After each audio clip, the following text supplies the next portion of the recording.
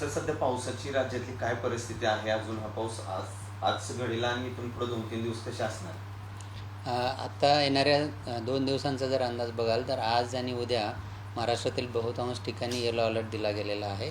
परंतु 27 तारखेनंतर पावसाचा जोर परत वाढण्याची शक्यता आहे आणि 27 तारखेला मराठवाड्यातील काही ठिकाणी ऑरेंज अलर्ट दिला गेलेला आहे. त्याचबरोबर कोकण किनारपट्टी असेल किंवा मध्य महाराष्ट्रातील जे घाटमाथे आहे तिथेसुद्धा ऑरेंज अलर्ट दिला गेलेला आहे.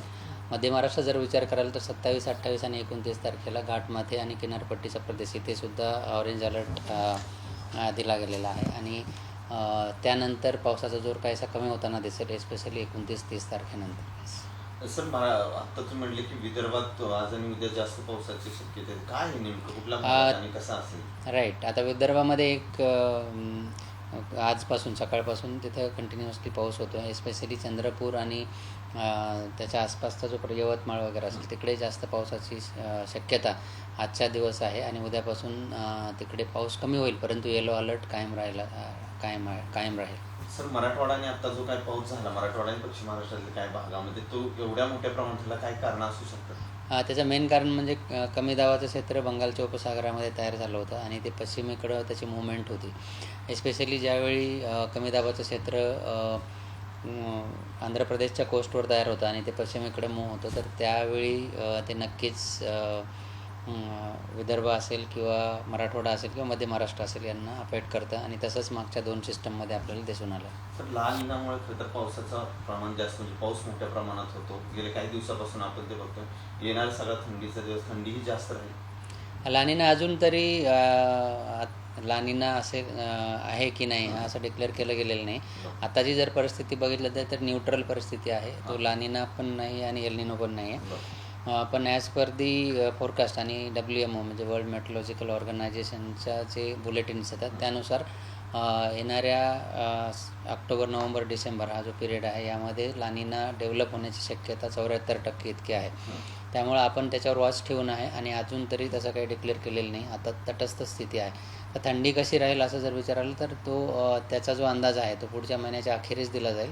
आता तरी तसा काही अंदाज नाही. तज्ञांच्या मते की सगळा पाऊस होण्याच्यानंतर काही थंडी येईल, ती जास्त आहे असं बोललं जातं. असं काय नाही, जास्त पाऊस झाला तर थंडी जास्त असेल असं काही 1-to-1 कोरिलेशन किंवा 1-to-1 रिलेशन नाही आहे त्याच्यामध्ये. तर ते चेंजेस होत असतात दरवर्षी. जर लानिना कंडिशन्स जर बदलली कम्प्लिटली तर मे बी होऊ शकतं तसं. परंतु आत्ता आपल्याकडं त्या सीझनचा फोरकास्ट आत्ता तरी अवेलेबल नाही आहे आणि तो जसजसा सीझन पुढं जाईल किंवा जसजसे पुढच्या महिन्याअखेरीस आपल्याला त्याची आकडेवारी कळेल आणि आपण तसं सांगू शकतो. होऊ शकते म्हणजे जर काय झालं. जर एल निनो असं जनरली काय असतं की ज्यावेळी लानिना परिस्थिती असते त्यावेळी विंटर चांगला असतो असं म्हटलं जातं. आता अजून तरी लानिना कंडिशन्स डेव्हलप झालेली नाही आहे. आता तटस्थ स्थिती आहे, न्यूट्रल स्थिती आहे. ज्यावेळी ती स्थिती बदलेल आणि क्लिअर पिक्चर होईल की लानिना डेव्हलप झालेला आहे तर अशा वेळी आपण सांगू शकतो की थंडीची परिस्थिती कशी असेल ती. ॲट दिस मोमेंट आपल्याकडं फोरकास्ट अवेलेबल नाही आहे त्या पिरियडचा आणि आता तसं सांगणं बरोबर राहणार. शक्यता वगैरे काय वर्तन आता ॲट दिस मोमेंट नाही, जसं मी म्हटलं तसं. तर जसं पुढच्या महिन्यामध्ये ज्यावेळी लानिना कंडिशन्स डेव्हलप होईल त्यावेळी आपण तसं म्हणू शकतो. किती तारखेनंतर म्हणजे ऑक्टोबर एंडला ज्यावेळी आमचा फोरकास्ट येईल पुढच्या 3 महिन्यांचा त्यावेळी अजून पिक्चर क्लिअर होईल. आता म्हणजे पाऊस आहे म्हणजे पुढचे 8 दिवस तरी. पावसाचा जर विचार कराल तर नक्कीच येणारे 5-6 दिवस तरी आपण महाराष्ट्रामध्ये बहुतांश ठिकाणी पाऊस एक्सपेक्ट करतोय.